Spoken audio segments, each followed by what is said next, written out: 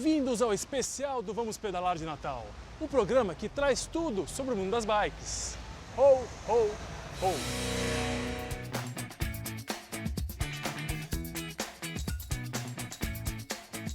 O pedalar foi conversar com a Fabiana Masson, vulgo Gazela Saltitante. Pois é, ela é ciclista e tem um olhar tanto de dentro quanto de fora do ciclismo, além de ser divertidíssima. Vamos lá ver?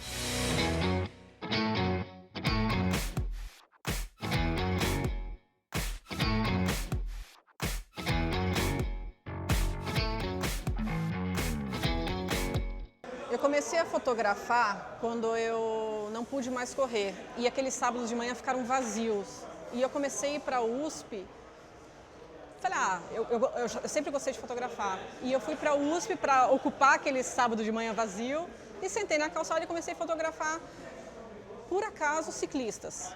Lá tem corredor e tem ciclista. E começaram a me perguntar, você vai vender essa foto? Você vai botar em algum site? Eu falei, não, estou só brincando.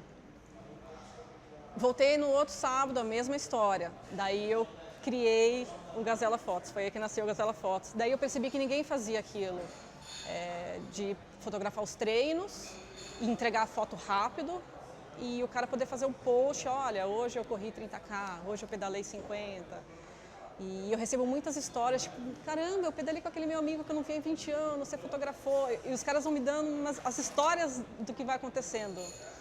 E eu tenho uma tendência a fotografar ciclista. Não sei se é porque eu pedalo, mas eu acabo sempre dando preferência ao ciclismo. Fotografar ciclismo, esporte, você tem que ter um reflexo muito rápido, porque as coisas acontecem muito rápido, é tudo muito imprevisível, é um desafio. E eu acho que é por isso que eu gosto tanto, porque eu fotografo aquela moita ali parada. Agora vai fotografar um ciclista que vai passar, olha, entre as 16 horas e as 17. Então esse desafio de você conseguir fazer aquela foto, que é única, que não vai acontecer de novo, isso para mim é o que eu sou apaixonada em fazer. E eu gosto muito de, quando eu chego no local que eu vou fotografar, eu gosto de sentir a cena, sentir a energia, sentir o que está acontecendo, sentir as pessoas, eu observo o que as pessoas estão fazendo. E daí eu entro num transe quando eu estou fotografando. As pessoas falam comigo, às vezes eu nem ouço, nem percebo. Eu entro num transe, eu gosto de sentir, eu vejo você pedalando, eu gosto de sentir por que você está fazendo aquilo, o que te levou, eu vou pensando na história da pessoa para registrar aquele momento. Então, eu uso muito a minha alma para fotografar. O que facilita ser ciclista, ser fotógrafo de esporte. Quando eu estou pedalando, é um inferno ser eu. Eu ando já vendo fotografia em tudo. Isso acontece o tempo todo. Então, quando eu estou pedalando, eu sempre visualizo as cenas. Eu estou assim, eu vejo na estrada uma amiga minha lá na ponta falando, cara, olha essa foto, meu. Daí você sabe os ângulos, os lugares que você tem que estar para dar aquele efeito no asfalto, que pega aquela montanha no final.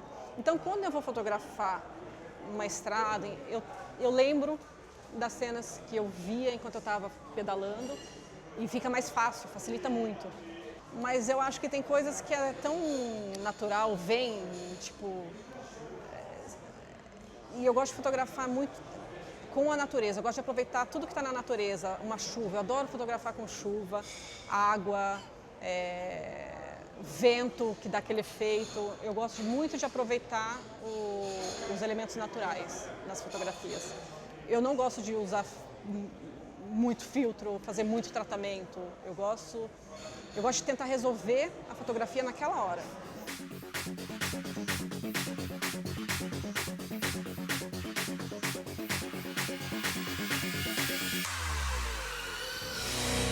E agora, nosso super especialista Mário Cana vai nos ensinar como fazer para instalar uma bobina na bike.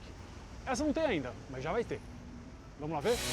Olá, eu sou o Cana da Ciclo Urbano e hoje nós vamos falar de dínamos. Tem muita gente que acha esse sistema de iluminação por dínamo complicado porque tem fiação, plug, leva-choque. Não é nada disso, é um sistema bem tradicional, bem simples que você pode montar ou reparar na sua casa, tá? Primeiro a gente vai conhecer os elementos que compõem esse sistema e depois algumas dicas particulares de cada um. Vamos lá ver? Começando pelo dínamo propriamente dito. Existem dois tipos básicos de dínamo, aquele de garrafinha tradicional que pega do lado do pneu e os dínamos mais modernos que estão integrados no cubo, tá? Esse sistema é praticamente o padrão de hoje em dia, deixa todo o conjunto mais blindado de água, intempérie, etc. Então prefira esse tipo de cubo que já tem o dínamo embutido, tá? Quais as características que você deve olhar na hora de escolher ou na hora de fazer manutenção, comprar um farol extra, alguma coisa assim? Todo dínamo tem marcado no corpo qual a potência dele. Esse aqui é de 3 watts, tá? E ele trabalha sempre com 6 volts. Então, sendo 6 volts, ele não vai dar choque. Fica tranquilo que você pode pegar o fio desencapado ou a bike, se tiver molhado, nunca vai dar choque, tá? É um sistema igual pilha, ele não dá choque. Então, sabendo da potência, você checa se o seu farol é da mesma potência, tanto o dianteiro quanto o traseiro, ok? Segundo ponto muito importante no cubo de dínamo, ele tem um sentido de rotação que tem que ser respeitado. Isso aqui tem uma setinha, então se você tirar a roda numa viagem para colocar no carro, você tem que olhar depois e ver o lado, o sentido de rotação, tá? Na hora de montar o aro também, isso é muito importante. Bem, cubo. Agora o farol dianteiro, ele vai ter a entrada da energia do dínamo e a saída para a lanterna traseira, certo? Esse aqui ele já vem com o rabicho de fio, então você não consegue remover, não tem um plug, mas ele tem as duas saídas para a lanterna de trás, certo? Lanterna traseira, ela é menos elaborada, só tem a entrada positivo e negativo e o parafusinho para ser fixado no paralamas ou, em alguns casos, no bagageiro, certo? E um ponto importante, que é o fio. O fio que você deve usar nesse sistema é de 22 AWG. Essa é a especificação do fio. O fio comum que você consegue comprar fácil, se ele não vier no kit de faróis. Normalmente vem, tá? 22 AWG. O fiozinho normalmente é preto com uma faixa branca. Esse que tem a faixa branca, por padrão, você vai usar como negativo ou terra. Então, para você não se perder na hora de montar, use o todo preto positivo com a faixinha branca negativo ou terra. Beleza? Agora um passo a passo com algumas dicas na instalação, certo? Primeiro, monte o cubo na roda, normalmente, como você faz com um cubo normal, certo? Depois da roda instalada, você verá que tem esse conectorzinho aqui. Esse conector é a saída para o fio, certo? Você vai montar o fio positivo e negativo aqui, respeitando o negativo sempre onde tem essa arvorezinha, essa anteninha aqui. Isso é o sinal de negativo, de terra, tá? Uma dica legal é colocar um pouquinho de vaselina ou graxa branca na entrada dos fios. Isso evita que a água entre e possa oxidar os contatos aqui. Só um pouquinho, não é para lambuzar, é só para não deixar um vão, ok? Sem segredo. Segundo passo, farol dianteiro. Esse aqui, como eu havia dito, ele já tem o rabicho que vai do dínamo para alimentar o farol. Então, a única ligação que você tem que fazer é deste farol dianteiro para a lanterna traseira, respeitando também positivo e negativo, mais e menos, beleza? Lanterna traseira, mesmo esquema. Essa aqui nem tem a isolação, certo? E tem positivo e negativo. Algumas lanternas traseiras você só tem um encaixe do plug. Por quê? O próprio corpo da lanterna é o negativo, é o terra, que deve ser feito no quadro da bike. Então, quando você tiver uma lanterna traseira que só tem um plug, esse plug é o positivo e você invariavelmente tem que remover a tinta do quadro ou do bagageiro que esteja em contato com o parafuso da lanterna traseira. Se você não fizer isso, ele não vai ter contato. Isso é muito importante. E o terceiro ponto, que é o fio da ligação. Como eu falei, 22 AWG, que é o padrão, certo? E sempre use esses conectores que acompanham os kits de lanterna, certo? Eles são normalmente com banho de latão e não oxidam. E, muito importante, você fazer algum revestimento, tá? Você pode fazer com fita isolante, mas a gente sempre recomenda o termo retrátil, que é esse pedacinho de tubo que na realidade quando você aquece com o isqueiro, ele adere ao terminal e isola completamente. Faz o mesmo papel da fita isolante, só que fica mais profissional. E aí, gostaram da dica de hoje? Se você ficou com alguma dúvida, mande um e-mail para cana@ciclourbano.com.br. Valeu! Depois do intervalo, o nosso querido Henrique Amancini vai nos mostrar o núcleo de alto rendimento. Fica aí, a gente volta já.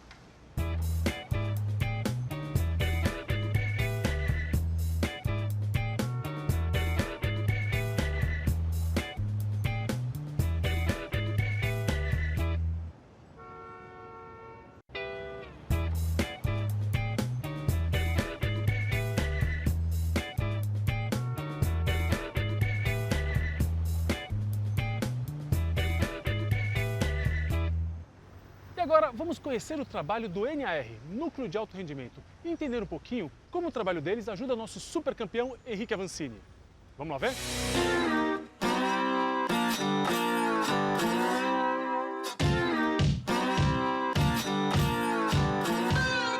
Bom, o NAR basicamente ele tem um protocolo de teste, de análise, e ele vai identificar o meu estado atual, os pontos a serem mais ou menos melhorados, onde eu tenho mais margem de melhora, onde eu posso investir mais energia, mais do meu tempo de treinamento. Isso acaba tornando todo o meu processo de preparação mais eficiente, mais efetivo. Então eu consigo concentrar mais a minha energia aonde realmente vai fazer mais diferença. Bom, esses testes que nós aplicamos hoje com o pessoal do ciclismo, existem duas funções básicas, né? A primeira delas é identificar, traçar um perfil desses atletas através de alguns parâmetros de desempenho e que ao longo da temporada a gente consegue fazer um comparativo para saber como intervir através do treinamento de força dentro do desempenho do atleta. E o segundo objetivo dos testes seria prescrever um treinamento, identificar umas cargas de treinos para que com esse atleta consiga treinar o mais específico possível e o mais preciso possível dentro da modalidade. E a partir desses testes, ele, com os resultados, né, com toda a orientação que nós tivemos do pessoal, ele passou a progredir muito, né? Teve uma evolução muito grande, né? Então, além de ser um centro de treinamento, ele auxiliou bastante na preparação e na evolução do Henrique. A diferença é enorme, né? Todos os testes que são feitos e são analisados, eles são usados para melhora do desempenho, né? Então, fazer uma análise desses testes e você depois desenvolver o trabalho e compará-los depois, é onde a gente consegue realmente dar um patamar acima, um patamar maior para o atleta, né? Então é extremamente importante. Eu consegui sanar uma deficiência minha, falando a nível de esporte de alto rendimento, que eu buscava sanar há muito tempo e que eu já tinha realizado vários testes em vários centros de treinamentos ao redor do mundo. Então, antes de mais nada, cara, quando eu falo de NAR, eu me sinto orgulhoso como brasileiro. Pela equipe, pelos protocolos, pelo ambiente que e pela missão que eles têm de desenvolver o esporte no Brasil. E eu consegui transformar o que era o meu ponto fraco no meu ponto forte na bicicleta. E isso foi muito graças ao trabalho e ao acompanhamento que eu fiz com o Núcleo de Alto Rendimento. Então, para mim, é importante eu dar continuidade a isso. Obviamente, a gente já chegou num nível de protocolo, de conhecimento, de aplicar esse conceito juntamente com a bicicleta, que é o grande objetivo.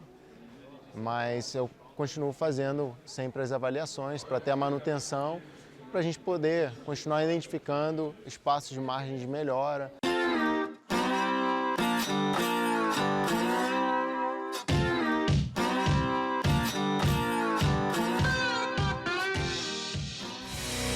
E agora vamos entender quais foram as mudanças da lei das ciclovias aqui em São Paulo e ver se elas foram positivas ou negativas.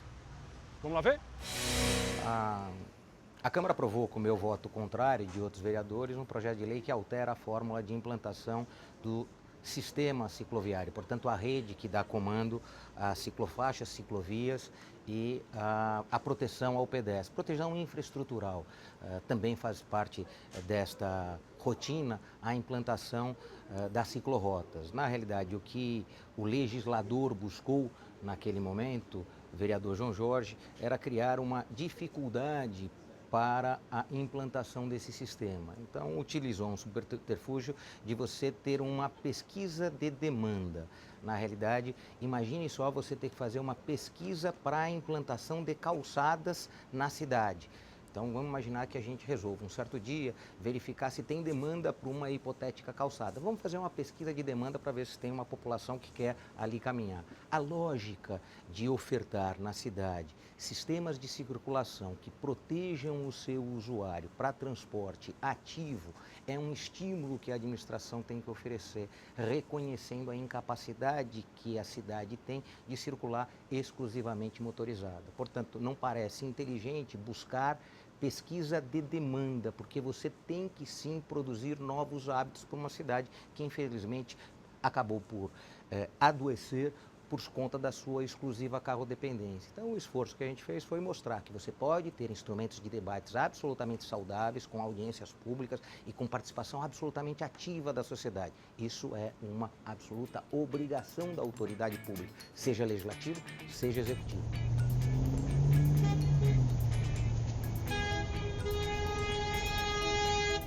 Olha, ela é, na verdade, só uma modificação na Lei 14.266, que trata do plano cicloviário aqui em São Paulo. Só que ela burocratiza a instalação da rede cicloviária. Em que sentido? Ela passa a submeter uma segunda consulta, porque essa rede cicloviária sofreu já, né, uma análise por parte da população em assembleias realizadas em anos anteriores. O desenho delas é feito a partir de uma assembleia feita ali na Avenida Vergueira, não lembro exatamente no local, mas eu participei do ato, em que as pessoas, inclusive, desenharam os trajetos de desejo de trânsito dos ciclistas. Então, a participação popular já ocorreu no momento oportuno. Claro, essa lei busca burocratizar um pouco mais, né? Passa a submeter a instauração dessa rede cicloviária à aprovação da população local. Lembrando que a população local, não raro, não está preocupada com a circulação dos ciclistas. Ela está preocupada apenas em manter as suas vagas de estacionamento. E, portanto, é bem provável que ela se oponha. Ao burocratizar mais, ainda traz um outro problema. Se a prefeitura não cumprir exatamente todos os pré-requisitos previstos nessa burocratização, nessas novas regras, se permite que cidadãos ofendidos, né, pela instalação de qualquer estrutura cicloviária, judicializem a questão, comecem a mover uma série de ações por questões meramente formais na instalação da rede, de modo a protelar a instauração da rede ou simplesmente evitar ad eterno que ela seja instaurada.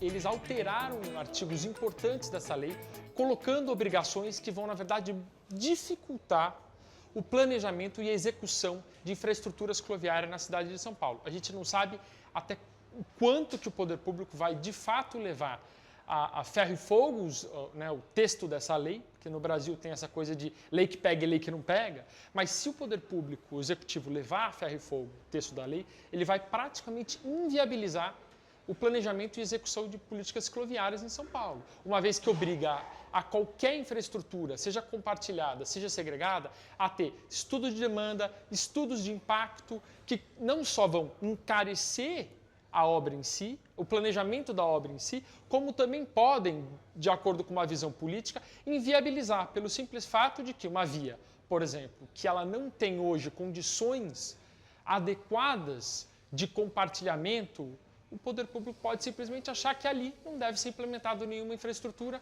uma vez que não há condições, quando na verdade deveria ser justamente o contrário. A infraestrutura é para criar as condições, e que quando não há condições, pelo trânsito motorizado que é tão violento naquele local, a infraestrutura ela é fundamental que vai, justamente para isso, para resolver muitas vezes uma situação conflituosa. Então, essa lei que foi aprovada, ela vai na contramão total daquilo que a cidade já vinha caminhando, pelo menos nos últimos 15 anos? Bom, o que acontece é que São Paulo está dando um passo atrás, né? A tendência mundial no urbanismo é desmotorizar as cidades.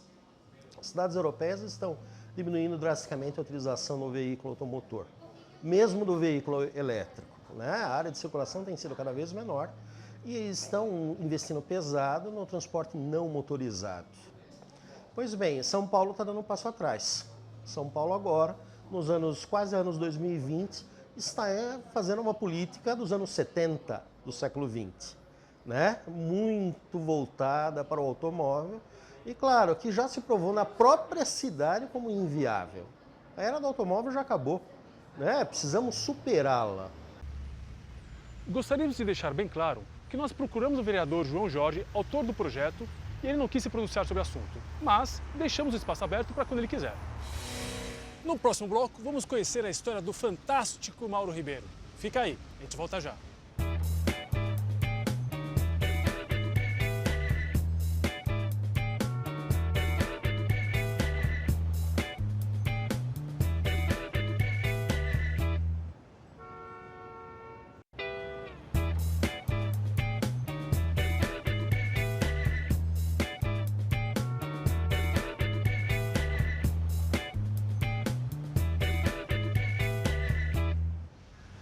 O cara foi o único brasileiro a ganhar uma etapa do Tour de France. Vamos falar com o grande Mauro Ribeiro, como atleta e empreendedor. Vamos lá ver?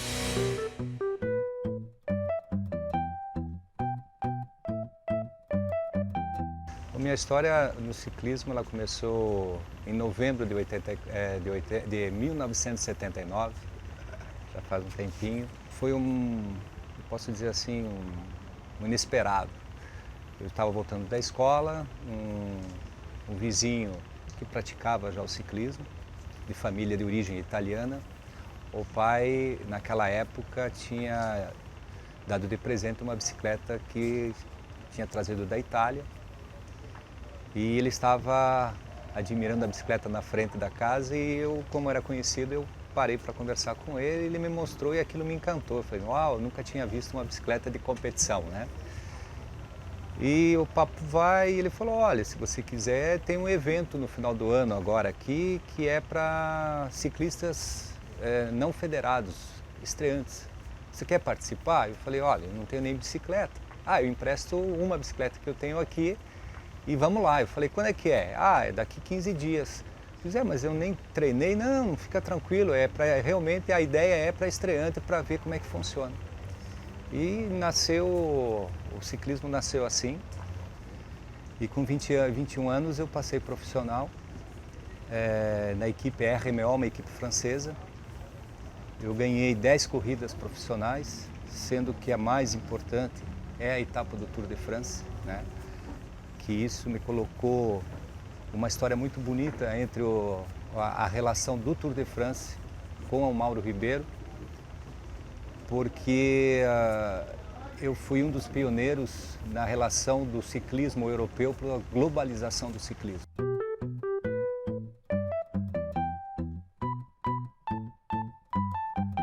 Então, a Mauro Ribeiro nasceu fazem 12 anos. É um projeto que veio realmente de uma paixão, uma dedicação durante 25 anos como ciclista e agora como construtor eu estou tentando trazer essa paixão de uma forma para vestir, né? A roupa de ciclista é um produto técnico, ele tem uma filosofia diferente de alguns produtos que às vezes as pessoas acham que não, é uma camisa, não é bem assim. Existe toda uma transição de tecnologia, todo um senso, por causa que tem uma ergometria, o corpo trabalha diferente de posições. Então é uma engenharia de modelagem um pouco particular, que às vezes o mercado ainda está aprendendo tudo isso, né? Então houve uma evolução gigantesca dentro desse mercado, mas ela ganhou uma naturalidade muito grande, um conceito de liberdade, um conceito de paixão e uma comunidade que se fala, né? Eu digo, seria a praia, né? É uma coisa que todo mundo pode falar, conversa, pedala com executivos, pessoas que talvez nunca, né, se não fosse essa relação da bicicleta, não teria contato. E isso está criando uma coisa muito bonita. Então hoje a gente tem, eu praticamente gosto de desenvolver esse processo. Nossas peças envolvem muita tecnologia, muito conceitual. Então transformar um produto de 90, 100 gramas, que ela te proteja, que elas tenham um sistema de, principalmente na nossa região brasileira, que tem que ter o UV 50+, que ela tem que ter essa ventilação e ao mesmo tempo que a pessoa não sinta frio. Então tudo isso envolvendo o peso.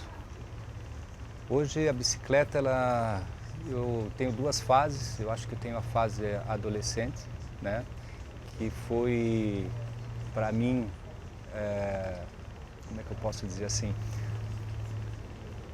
a escolha, e hoje a realização. Então hoje eu me sinto uma pessoa realizada. A bicicleta para mim, ela me trouxe uma coisa fantástica. Eu tive a oportunidade de aprender várias culturas. Minha família ela é imensa, eu digo, a amizade que eu tenho com várias pessoas do mundo inteiro, o reconhecimento dessa família, isso para mim não tem preço. Então para mim, assim, a bicicleta ela foi uma peça muito importante e hoje eu traduzo a minha filosofia de vida no trabalho e para minhas filhas, que eu acho assim, é muito importante ter um equilíbrio e me sinto realizado. Então para mim a bicicleta é uma coisa que foi muito importante.